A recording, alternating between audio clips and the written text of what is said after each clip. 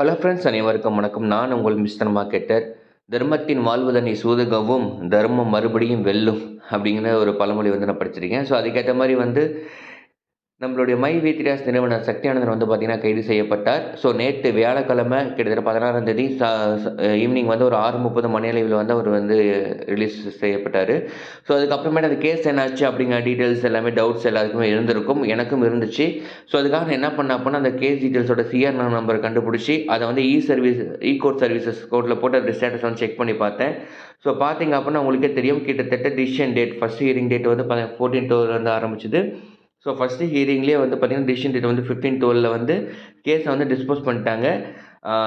இது நீங்கள் சும்மா ஒரு ஃபோட்டோ ஸ்க்ரீன்ஷாட் நீங்கள் நினைப்பீங்க, அதனால தான் நான் ஓப்பன் பண்ணி வச்சிருக்கேன் பாருங்கள். இந்த பெட்டிஷனர் அண்ட் அட்வொகேட் பார்த்தீங்கன்னா சக்தி ஆனந்தன், அட்வொகேட் சம்பத் குமார்னு சொல்லி அவங்க போய் ஆஜராயிருக்காங்க.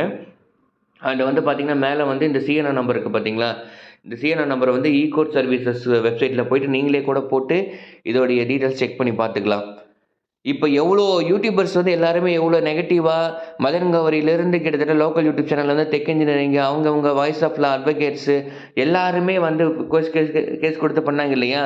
இப்போ அரசாங்கமே இந்த கேஸை தள்ளுபடி பண்ணிடுச்சு. இப்போ என்ன சொல்ல போகிறீங்க? எல்லாரும் ஸ்கேம் பண்ணிட்டு ஓடுவாங்க, இது பண்ணுவாங்க, இது ஒரு ஏமாத்து கம்பெனி அப்படின்னு சொல்லி எல்லாரும் பேசுனீங்க இல்லை. கவர்மெண்ட்டே கோர்ட்டில் இந்த கேஸே டிஸ்போஸ் பண்ணிடுச்சு, போய் வேலையை பாருங்கடா அப்படின்னு சொல்லிட்டுன்னு. மக்களே, வீடியோ பார்க்குற மக்களே, நீங்களாவது புரிஞ்சுக்கோங்க. யூடியூபர்ஸ் ஒரு ஆன்லைன் நியூஸ் வந்துச்சு அப்படின்னா என்ன வேணாலும் பேசுவாங்க. ஒரு பெஸ்ட் எக்ஸாம்பிளாக மதன் ஒரு வீடியோஸை நம்மளுடைய சேனல்லே போட்டு காமிச்சிருக்கோம், சரிங்களா. இதுமேலாச்சும் நம்புங்க. ஒரு கம்பெனி கரெக்டாக பே அவுட் கொடுத்து கரெக்டாக பார்த்தீங்கன்னா போயிட்டுருக்கு. நான் எகேன் சொல்கிறேன், நான் ரொம்ப பெரிய சப்போர்ட்லாம் கிடையாது. பட் ஆனால் மை வீத்திராஸ் நிறுவனத்தை பற்றி யாருமே எந்த ரிசர்ச்சும் பண்ணாமல் பேசுனாங்க பார்த்தீங்களா, அதுதான் எனக்கு அதுக்கு தான் நான் எகென்ஸ்ட், ஓகேங்களா. எந்த ஒரு நிறுவனம் இப்போ நானும் பேசுகிறேன் அப்படின்னா நான் தெரிஞ்சுக்கிட்டு பேசுகிறேன். பாருங்கள், இவ்வளோ டீட்டெயில்ஸ் நான் ரிசர்ச் பண்ணி அனலைஸ் பண்ணி பார்த்துட்டு என்ன கேஸ் நம்பரு, என்ன சிஆர்ஆர் நம்பரு எல்லாத்தையும் நான் பார்த்துட்டு பேசிகிட்டு இருக்கேன். இதெல்லாம் எதுவுமே பார்க்காம எதுவுமே பண்ணாமல் ஜஸ்ட் ஆன்லைனில் தெரிஞ்சுக்கிட்டு பேசுகிற ஆளுங்க வீடியோஸ்லாம் பார்த்து நம்பிட்டு இருந்தீங்க அப்படின்னா கடைசியில் ஏமாத நிற்க போகிற நீங்கள் தான்.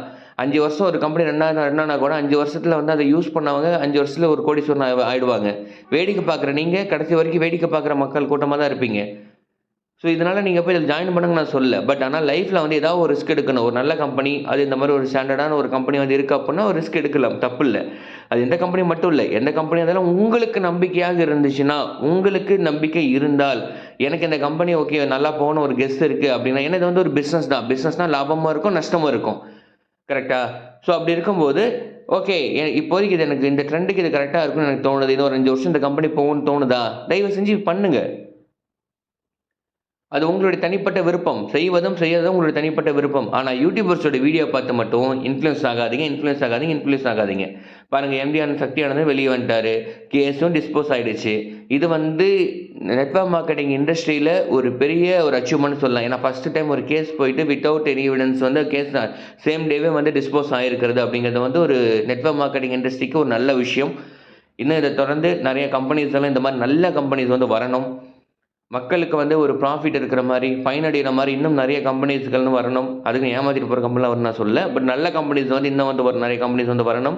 இதனால் மக்கள் அனைவரும் பயனடையணும், சரிங்களா. இதை பற்றி உங்களுடைய கருத்துக்களை நீங்கள் கமெண்ட்டில் லீவ் பண்ணுங்கள். நான் உங்களை நெக்ஸ்ட் வீடியோவில் சந்திக்கிறேன். தேங்க்யூ.